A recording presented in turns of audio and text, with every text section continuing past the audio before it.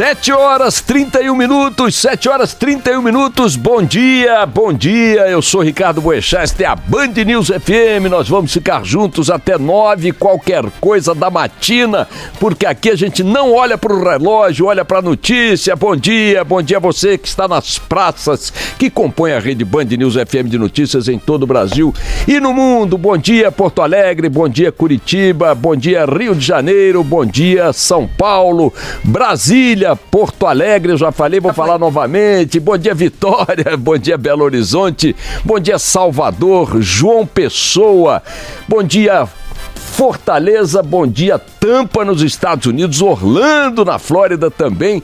E hoje um bom dia muito especial, mas muito especial mesmo, para Band News FM Manaus. A Band News FM chega à região norte do país, estreia hoje na capital do Amazonas, dia 24 de outubro, data do aniversário 348 anos de Manaus. Uma beleza, 93.7 no dial é a nossa frequência em Manaus, e nós vamos levar aí o nosso jornalismo 24 horas no ar, com nossos colunistas, nossos comentaristas, as equipes da Band News FM espalhadas pelo Brasil, pelo mundo. Manaus que tem 2,5 milhões de habitantes, né? Uma beleza na região metropolitana. Manaus, a capital de sua região metropolitana. À frente das transmissões em Manaus, pela manhã estarão os jornalistas Orlando Câmara e a Samara Souza. Um grande abraço para os dois, é uma alegria poder tê-los na nossa equipe. Também temos aí duas figuras importantes, os dois, com passagem em grandes veículos jornalísticos da região norte do Brasil. No fim do dia, os manauaras ficarão com a Band News FM em alta frequência Manaus, comandado pelos âncoras Gustav Cervinka e Thaís Gama. O Gustav Cervinka e a Thaís Gama.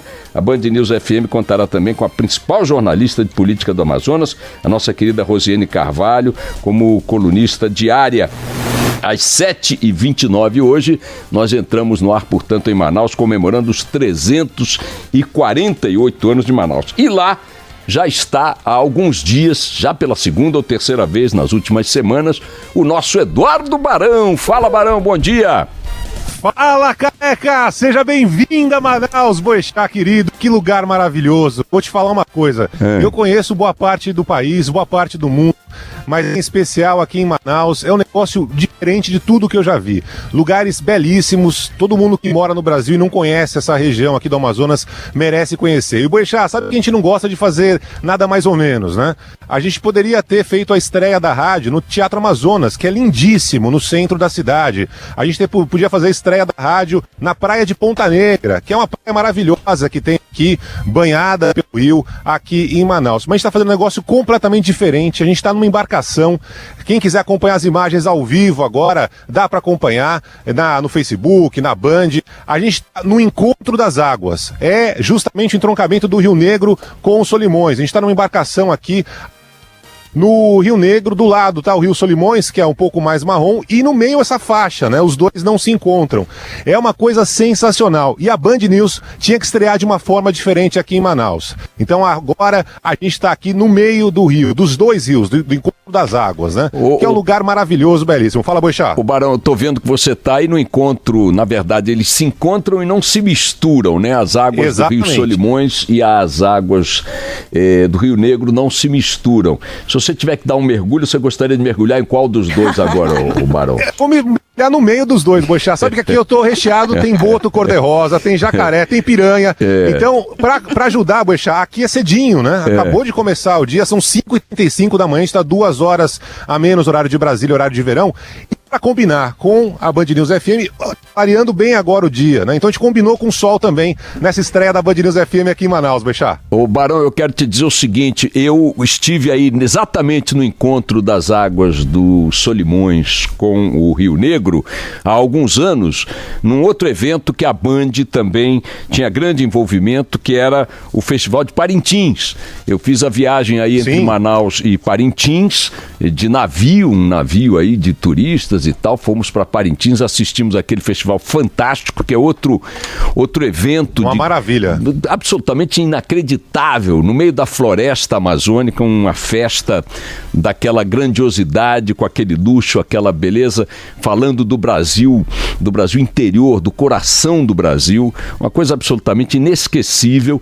E quando o barco passou aí exatamente nesse ponto onde você se encontra, eu fiz questão de mergulhar, botei a parte do umbigo para baixo no Solimões, a parte do umbigo para cima no Rio Negro. Sabe qual das duas ficou mais bronzeada? A qual careca. Foi? Só podia ser. Mas daqui a pouco a gente vai trazer mais informações aqui de Manaus, Boechat. Já mais aqui na nossa programação. Manaus, com o noticiário já da região amazônica, de Manaus, da grande região metropolitana de Manaus. Daqui a pouco Eduardo Barão, direto do encontro das águas do Rio Negro com os Solimões. Barão, daqui a pouco volto a falar com você. Grande abraço, minha gente. Olha, o dia hoje é um dia morno do ponto de vista da pauta política. Daqui a pouco o nosso Rodrigo Orengo estará conosco direto de Brasília para dar a agenda da semana, claro, tudo concentrado aí na votação de quarta-feira, que vai decidir o tal processo contra o Temer, se avança, se não avança. Ninguém acredita que vai avançar, nem mesmo o PT, que é o partido líder das forças de oposição, está mobilizado nesse sentido. Não há nenhuma ação de rua, nenhum protesto, nenhuma manifestação.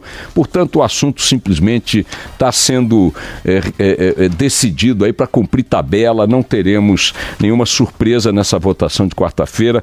É a expectativa de praticamente a unanimidade dos analistas políticos, também dos jornalistas, também dos próprios políticos. O que vem acontecendo, mantendo aí uma rotina que repete a tradição histórica brasileira do presidencialismo de cooptação, é a troca de votos, ou a conquista, ou a consolidação de votos em troca de cargos, em troca de verbas, em troca de projetos, em troca de benefícios, em promessas de verbas futuras para o ano que vem. Hoje, por exemplo, o Globo traz uma reportagem na sua primeira página dizendo que o dinheiro envolvido nas manobras do Planalto para consolidar ou conquistar votos nessa decisão de quarta-feira somaria 12 bilhões de reais. 12 bilhões de reais entre emendas concedidas por Michel Temer a deputados de bancadas aliadas, distribuição de projetos, decisões governamentais como o recuo no projeto de privatizar o aeroporto de Congonhas. Houve um pleito do PR, o Partido da República, né, com aquele cavalheiro que já foi condenado à cadeia, um bandido, né, que já esteve cumprindo pena no Mensalão, tal de Valdemar Costa Neto, ex-deputado, que é o cara que manda, que dá as cartas dentro do PR, foi a Temer e disse para Temer o seguinte: não queremos a privatização de Congonhas. Eu estou desde então tentando entender o que a bancada do PR tem a ver com aeroporto. Deve ser porque viaja muito, deve ser porque gosta de colecionar réplica de aviãozinho, eu não sei o que é, mas o fato é que a bancada do PR foi lá e disse: olha, ou cancela a privatização de Congonhas, ou nós não votamos a favor do arquivamento da denúncia. Assim como esse episódio escandaloso, a despeito de escandaloso feito à luz do dia, quer dizer, o que escandaliza ainda mais, ou seja, os caras nem vergonha, nem constrangimento têm de colocar a jogatina à luz do sol.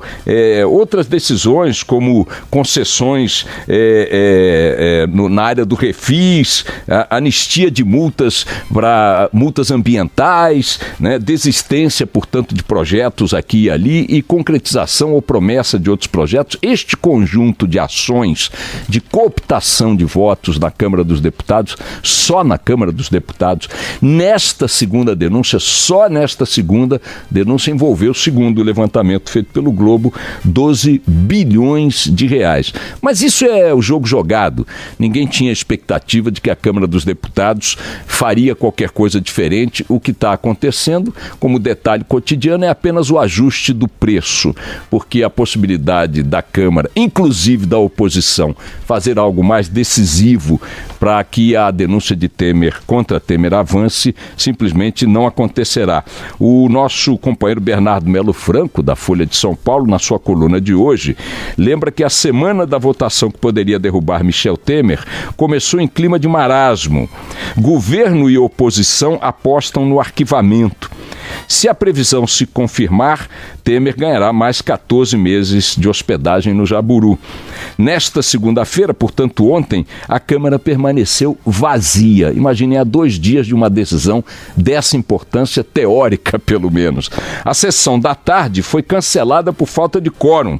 Mais cedo, um deputado solitário discursou em homenagem à Sociedade Brasileira de Eubiose. Sacou, Carla Bigato? Sociedade Brasileira de Eubiose. Ocupou o plenário da Câmara ontem uma homenagem. Os próximos eventos da Câmara serão um simpósio sobre o bem e o mal, um recital de piano e uma oficina de origami. Olha a Câmara dos Deputados trabalhando firme aí, hein? Interessante. Temer compareceu a uma cerimônia militar, também não se manifestou, portanto a Câmara não fez nada, Temer também está na dele. E a oposição? Bom, a oposição, diz aqui o nosso Bernardo Melo Franco muito corretamente, sossegada no seu canto, fingindo que está fazendo oposição. Sem esperanças de vencer a parada na votação de quarta-feira, a oposição também recolheu as armas. Nos últimos dias, nenhuma manifestação aconteceu em qualquer capital do país. Lula também evitou mobilizar sua tropa. Apareceu numa ocupação do MST, viajou para fazer campanha nos grotões de Minas Gerais. É claro, como é sabido, que o PT prefere que Temer fique por aí, porque ele é um presidente impopular, ele é um presidente desgastado. Melhor ter um adversário como esse no Planalto do que apostar aí numa possibilidade de substituição repentina do Temer. Sabe-se lá qual seria o desempenho de Rodrigo Maia na presidência da República. E, finalmente, ele diz que não é só a oposição, não. Também os chamados movimentos verde-amarelos, que sempre bateram muito bumbo aí pela moralidade, pela ética na política e tal, também não tem feito nada de expressivo em relação a essa discussão.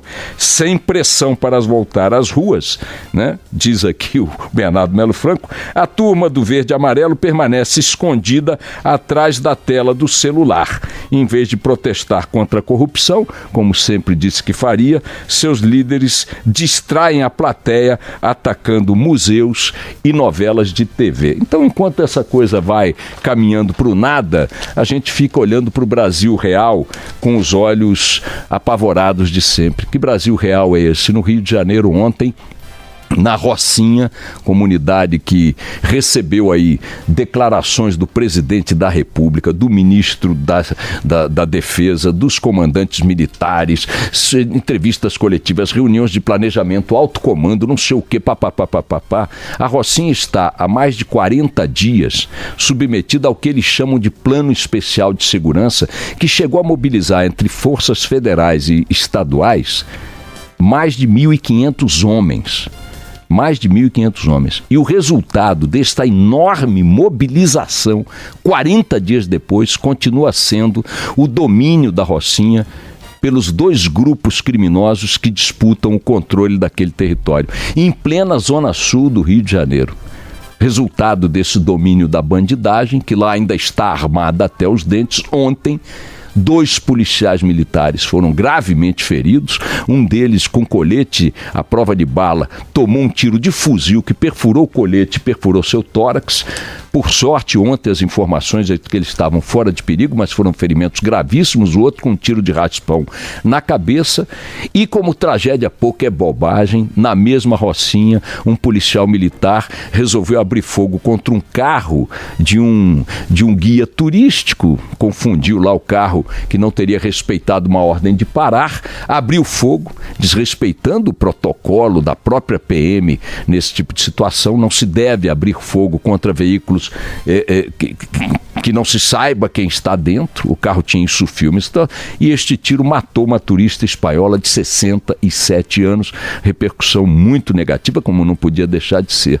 E um menino de 14, 15 anos, na Baixada Fluminense, no mesmo Rio de Janeiro ontem, também morto por uma bala perdida numa troca de tiros entre policiais e bandidos. Já são 17 crianças vítimas de balas perdidas este ano no Rio de Janeiro, 8 das quais mortas. O total de vítimas por balas perdidas no Rio de Janeiro este ano, 164. 47 pessoas mortas por balas perdidas, incluindo essas 8 crianças. Este é o Brasil real. numa das suas muitas faces terríveis, para as quais nem Temer, nem a Câmara dos Deputados, nem o ministro da Defesa parecem estar preocupados, porque se estivessem, todos estariam concentrados em resolver esse problema. Se de fato estivessem, não estaríamos há 40 dias com um pedaço do Brasil dominado por 150, 170 bandidos ou 200 bandidos, a despeito da mobilização, repito, de mais de 1.500 homens de forças estaduais e federais naquela mesma área territorial. Fico imaginando como será a reação do Brasil, incluindo Exército, Marinha, Aeronáutica, Polícia Federal, polícias estaduais e tal, se um grupo estrangeiro resolver ocupar uma parte do Brasil. Porque fiquem sabendo, um grupo nacional de bandidos, de bermuda e sandálias, com fuzis, que não chega a 200 homens, está ocupando uma parte do território brasileiro há 40 dias e todo esse aparato federal e estadual tem se mostrado incompetente, incapaz, impotente diante dessa realidade. Este Brasil real não interessa a Brasília. Vamos lá.